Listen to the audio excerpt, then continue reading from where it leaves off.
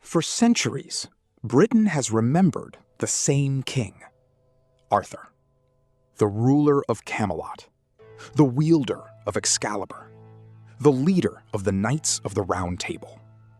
A king surrounded by heroes, battles, and one of history's most enduring legends. But there is a problem.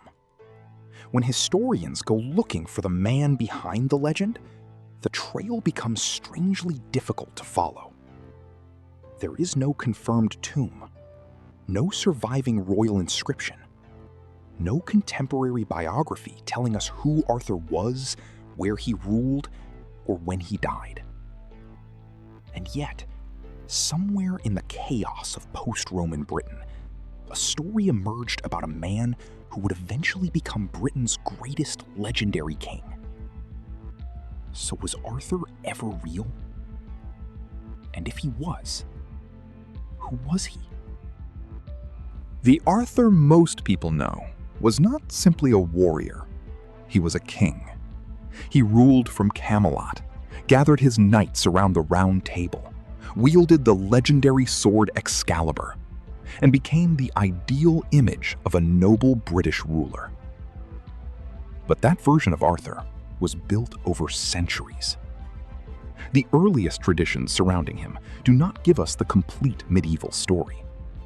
There is no single ancient account describing Camelot, Excalibur, Merlin, and the Round Table together. Instead, the legend grew. Writers added new characters. New adventures appeared. Arthur became more powerful, more noble, and increasingly detached from the uncertain world in which he may have originated. And that creates our first problem. If the famous Arthur was created over centuries, what was left of the original story? To search for Arthur, we first have to leave Camelot behind. Because if a historical Arthur existed, he would have lived in a very different Britain. Roman rule had withdrawn from the island. The political structure that had connected Britain to the Roman Empire was breaking apart. Across the country, local rulers competed for territory and influence. Fortifications were occupied. Communities became more defensive. And warfare became a constant reality. This was not the age of medieval castles and armored knights. It was a fragmented post-Roman world where power could depend on a stronghold, a warband, and the ability of a leader to protect his people. And that matters. Because the world behind the Arthurian legend was not impossible. A powerful British military leader could have existed here. A leader remembered for victories could have become a hero. But that still leaves the most important question. Where is Arthur? The further we search for Arthur in the historical record, the more complicated the story becomes. One of the earliest surviving British sources associated with the period is the work of Gildas, a 6th century writer describing the disasters that had fallen upon Britain. He speaks of battles. He speaks of British resistance. He describes a world filled with conflict. But he does not give us the detailed biography of a king named Arthur that we might expect. Another important tradition appears later in the Historia Brittonum, a work traditionally associated with a figure named Nennius.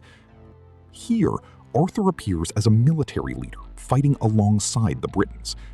He is associated with a series of battles and is described in a way that makes him look much closer to a warrior commander than the medieval king most people imagine. But there was a problem. This source was written centuries after the period in which Arthur supposedly lived, and the further we move forward in time, the more elaborate the Arthur story becomes. That means historians face a difficult question. Are these later accounts preserving memories of a real 6th century leader? Or are they recording a legend that had already grown by the time it was written down? One possibility is that the original Arthur was not a king in the medieval sense at all. He may have been remembered as a military leader, and that possibility fits the world of post-Roman Britain. The island was divided between competing powers. Military commanders could become political leaders, and successful warriors could become figures of memory long after their deaths. If an Arthur-like leader really existed, his reputation may have begun with warfare rather than royal ceremony. But even here, the evidence refuses to give us a simple answer. We cannot confidently identify the battles attributed to Arthur with specific archaeological sites. We cannot point to a surviving inscription and say, this was his kingdom.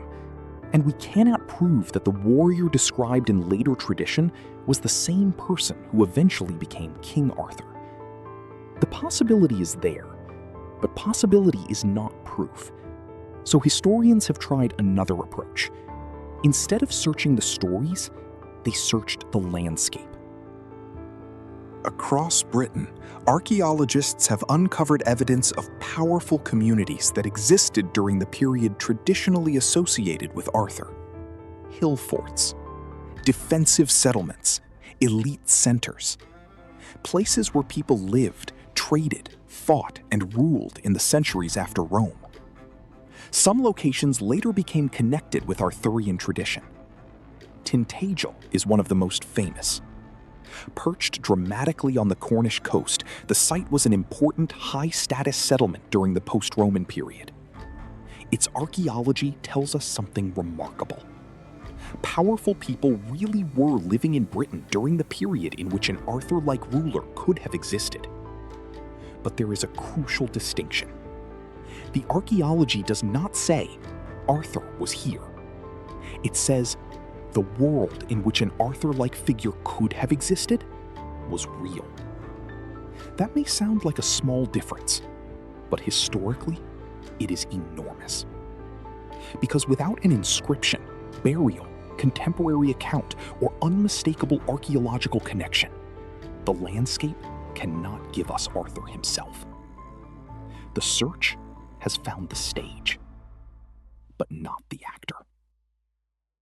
And then, centuries after the world of post-Roman Britain, Arthur began to change.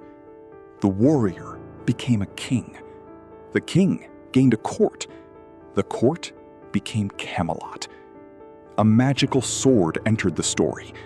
Merlin appeared, and the Knights of the Round Table transformed Arthur into the center of an enormous medieval legend.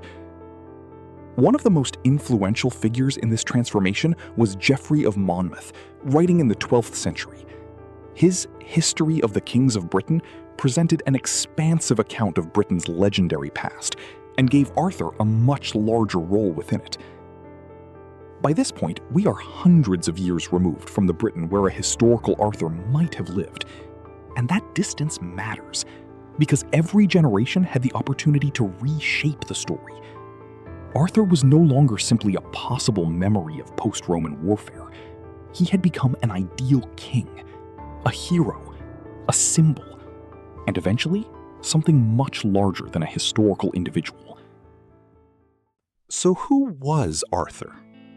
There are several possibilities. The first is that a real British leader named Arthur existed, and later generations transformed his story.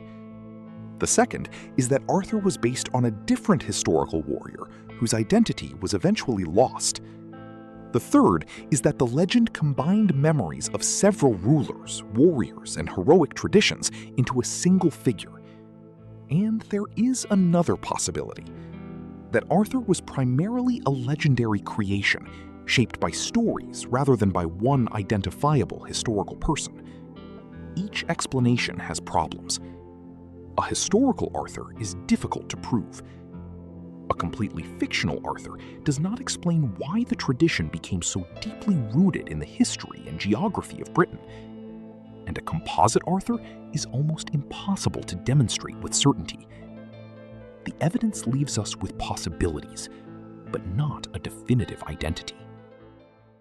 So, was King Arthur a real king? The honest historical answer is, we don't know.